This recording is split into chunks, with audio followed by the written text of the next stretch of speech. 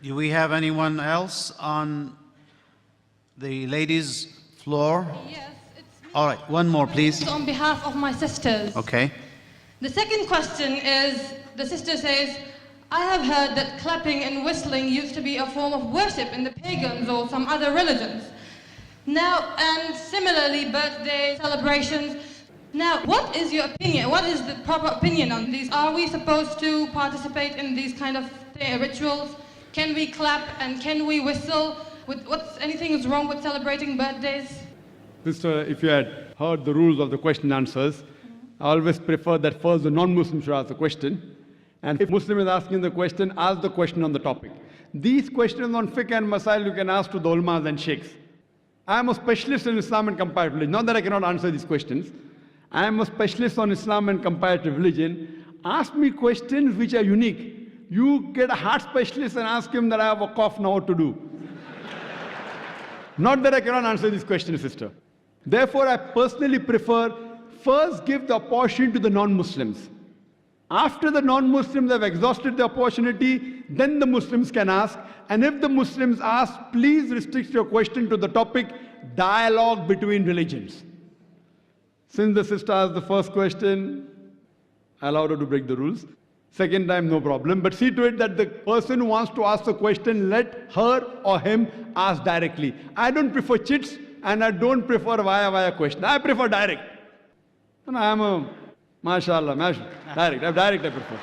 And when you get direct questions, the questions are better on the topic. These indirect on the chit, behind the scene, behind the direct. So therefore I request all the other mics, please give first a point to the non-Muslims, let them benefit.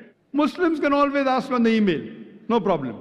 After the non-Muslims have exhausted, then the Muslims can ask, but please restrict your question to the topic.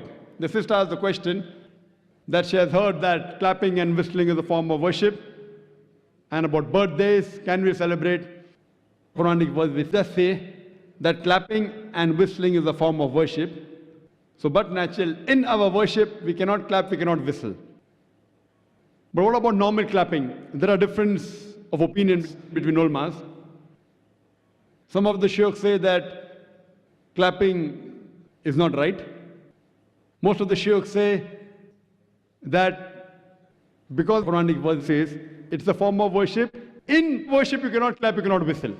But otherwise, generally, if it's a culture, as long as it doesn't go against the Quran and Sharia, if it's a gesture of appreciation, best is Allahu Akbar, mashallah, no problem. But clapping will not come in the haram category, it will come in mubah category, difference of opinion.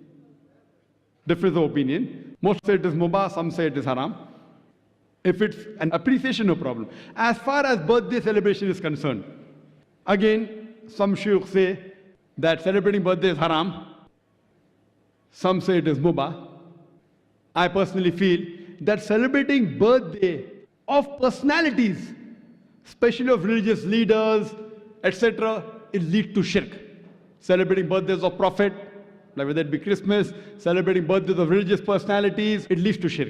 But celebrating birthday per se, it can be called as makruh, because there's no hadith which says that do not celebrate birthdays. I don't know any hadith.